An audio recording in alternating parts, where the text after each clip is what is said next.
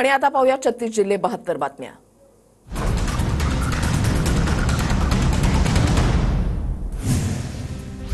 मनोज जरांगेंनी पुन्हा उपोषणाचा हत्यार उपसला। मराठा आरक्षणासाठी सरकारला शेवटची संधी। सगळे सोयरे अधिसूचनेच्या अंमलबजावणीसाठी जरांगे आक्रमक।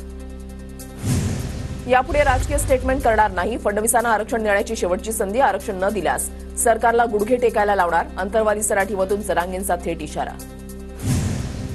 भुजबळांना फक्त दंगली घडवायच्यात। गृहमंत्र्यांना सांगून ठेवतो, माझ्या एकाही माणसाला खर्चटायला नको। जरांगेंचा इशारा। राजेश टोपे जरांगेंच्या आंदोलनाला भडका लावण्याचं काम करतायत। भाजप नेते नरेंद्र पाटलांची आमदार राजेश टोपेंवर टीका। विधानसभा निवडणुकीच्या आधी महामंडळांचं वाटप झालेल्या महामंडळामध्ये शिंदेच्या शिवसेनेच्या नेत्यांचीच नावं। भाजप आणि दादा गटाकडून अद्याप कुणाचंही नाव नाही। मंत्रिमंडळाच्या प्रतीक्षेमध्ये असलेल्या संजय शिरसाटांची महामंडळावर वर्णी। संजय शिरसाटांची सिडको महामंडळाच्या अध्यक्षपदी नियुक्ती। हेमंत पाटील हळद संशोधन केंद्राच्या अध्यक्षपदी तर आनंदराव अडसुळांची अनुसूचित जाती जमाती आयोगाच्या अध्यक्षपदी वर्णी।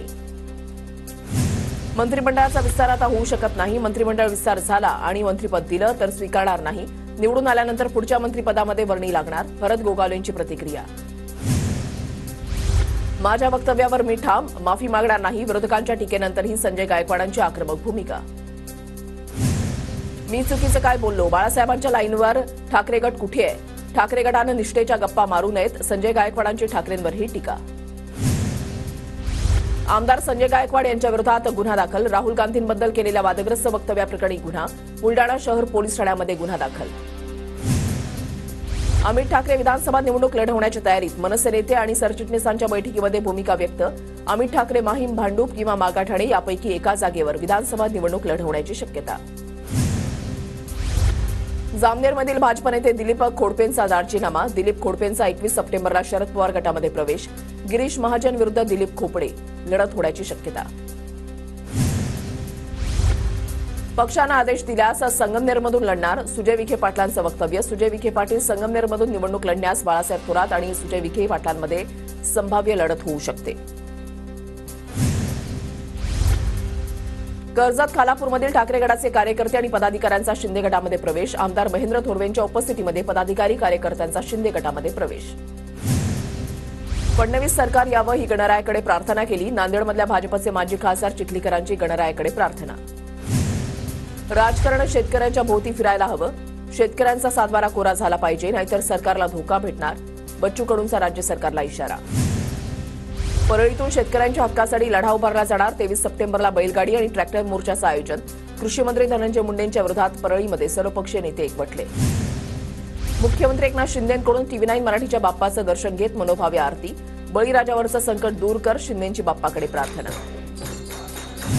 भाविकांनी संयम राखून गणपती विसर्जन करावं। TV9च्या न्यूजरूममधून मुख्यमंत्र्यांचं गणेश भक्तांना आवाहन।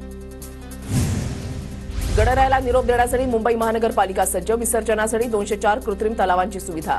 भाविकांच्या सेवेसाठी 12,000 अधिकारी आणि कर्मचारी। 71 नियंत्रण कक्षांची स्थापना। उपमुख्यमंत्री फडणवीस आणि अजित पवारांनी ज्येष्ठ अभिनेते नाना पाटेकरांच्या घरच्या गणपतीचं दर्शन घेतलं। दोन्ही उपमुख्यमंत्र्यांनी पाटेकरांसह स्नेहभोजनही केलं। निवडणुकीनंतर मुख्यमंत्री एकनाथ शिंदे हेच मुख्यमंत्री पदावर विराजमान व्हावेत। कळमनुरीचे आमदार संतोष बांगर यांचं बाप्पाकडे साकडं। उपमुख्यमंत्री फडणवीसांनी कसबा गणपतीचं दर्शन घेतलं। फडणवीसांकडून मानाच्या पहिल्या गणपतीची आरती। राज ठाकरेंकडून वरळी पोलीस कॅम्पच्या बाप्पाचं दर्शन। मनसेचे नेते आणि पदाधिकाऱ्यांची उपस्थिती। उल्हासनगरमध्ये देवाभाऊंच्या बॅनरवरून अजितदादा गायब। पंतप्रधान मोदींसह मुख्यमंत्री शिंदेंचा बॅनरवर फोटो। राजकीय वर्तुळात चर्चांना उधार। कोणतीही घटना घडली तरी आम्ही कोणालाही सोडत नाही। पुण्यामध्ये घडलेल्या 3 गोळीबाराच्या घटनांवर फडणवीसांचं उत्तर।